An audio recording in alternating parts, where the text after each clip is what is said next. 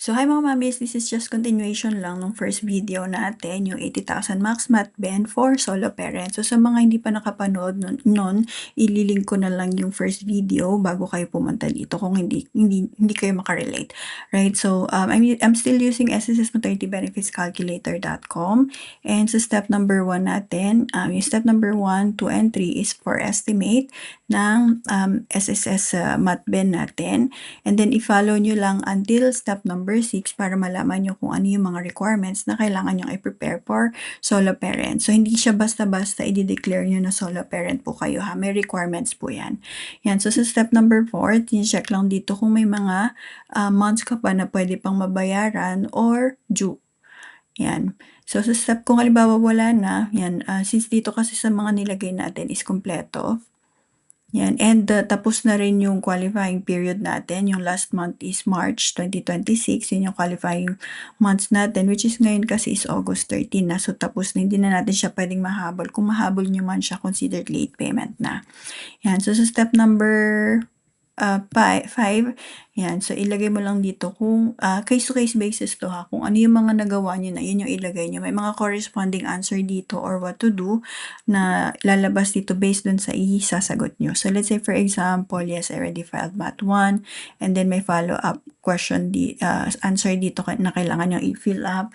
So, let's say, yes, I already, I have a confirmation or proof. Kung halimbawa naman wala, yan, no, I don't have. So, may mga what to do or next actions na kailangan mong gawin. So, kung halimbawa naman may former employer or HR filed it before, again, may mga follow-up questions na kailangan mong sagutin.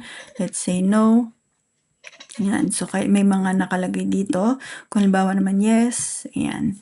And then, sa step number 6 natin, which is yung solo parent ID, kung solo parent po kayo, kailangan yung kumuha ng solo parent ID. So, ano yung mga requirements niya? So, let's say for example, yan, wala pa. So, yan, makikita mo dito kung ano yung mga requirements. So, ito yung kailangan yung i-prepare. So, makukuha siya sa LGU nyo or dun sa MSWDO, yung Municipal Social Welfare and Development Office. Yan, usually located siya sa munisipyo or sa City Hall.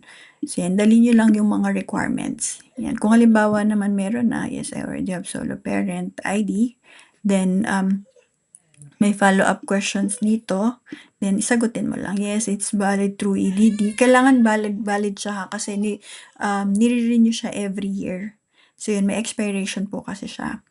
Yan. So, sa mga gusto magpa-compute or magpa-estimate ng kanilang MatBen, comment lang your EDD, your month contribution, and your member type.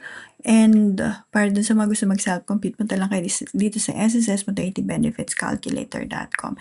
And mga mamis, just in case you need extra fund po ha, I have a referral link dito from Union Bank credit card. And click nyo lang to, madadirect kayo kay Union Bank credit card website. So, wala po tayong commitment dito ha, whether you think you are qualified or not, pwede po kayong mag-fill up.